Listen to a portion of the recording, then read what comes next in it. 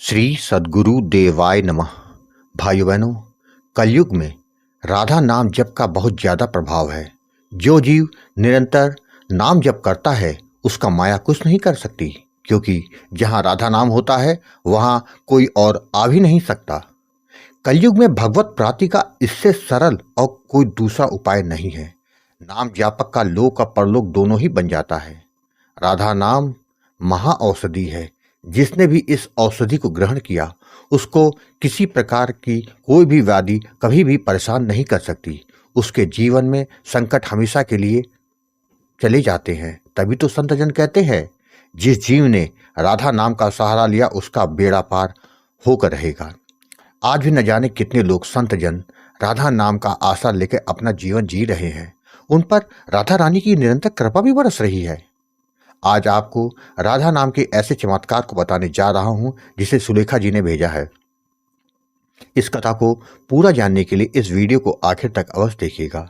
उससे पहले जिन लोगों ने अच्युत प्रभात यूट्यूब चैनल को अभी तक सब्सक्राइब नहीं किया है उनसे निवेदन है कि चैनल को सब्सक्राइब करके बेल आइकन अवश्य दबा दें, जिससे नए वीडियो के नोटिफिकेशन लगातार आपको मिलते रहें। इसी के साथ अगर आपको राम नाम के प्रताप से जुड़ी सत्य कथा का आनंद लेना है तो हमारे दूसरे चैनल गोकुल भवन अयोध्या को जरूर देखें।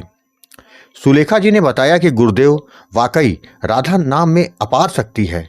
जो कोई भी राधा नाम भाव और विश्वास के साथ जपेगा उसका तो कल्याण होना निश्चित है। जीवन में चाहे कोई भी कुछ भी तकलीफ हो, केवल राधा नाम का जो सहारा लेता है उसका बेड़ा पार होना तो निश्चित है। यह केवल मैं ऐसे ही नहीं कह रही हूँ, क्योंकि सभी संतजन राधा नाम की महिमा का बखान करते थकते नहीं हैं। राधा नाम जपने वाला निराश नहीं होता। अगर विश्वास ना हो किसी को तो केवल राधा नाम का जाप करके देख ले कि राधा रानी की कृपा होती है कि नहीं। आज आपको एक सत्य कथा बताने जा रही हूँ जो कि मेरी माँ के साथ घटी। इस अनहोनी को होनी में केवल राधा नाम नहीं किया है और मेरे परिवार वालों ने चैन की सांस ली। इस कथा को जानकर सुनने वाले भी नाम की महिमा को समझ सकेंगे।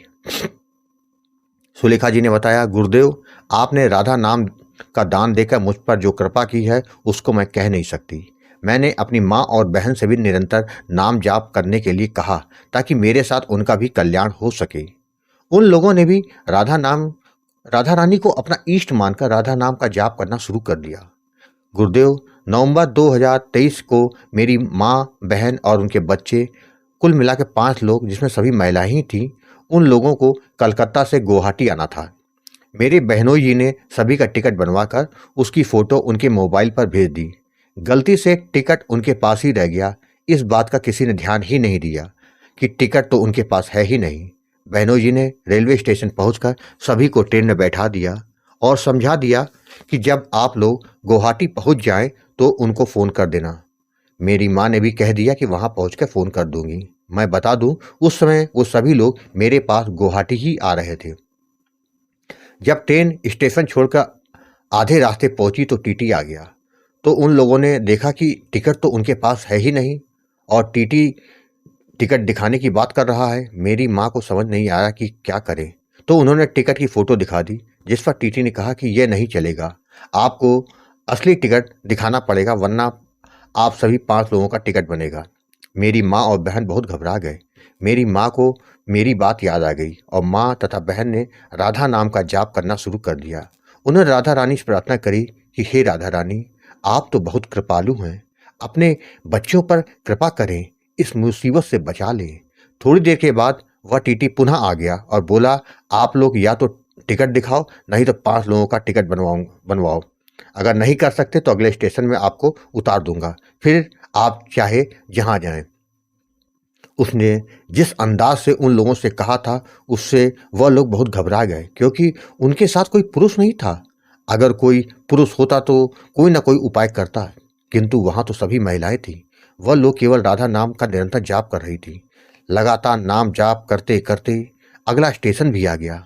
उनको लगा कि टीटी आएगा और ट्रेन से उतार देगा। राधा नाम जप का फल यह मिला कि राधा रानी की कृपा उन पर हो गई। वह टीटी उनके पास आया ही नहीं। यही नहीं, गुवाहाटी पहुंचने तक वह टीटी उस कोच में ही नहीं आया। गुवाहाटी स्टेशन उतरने के बाद उन लोगों की जान में जान आ गई।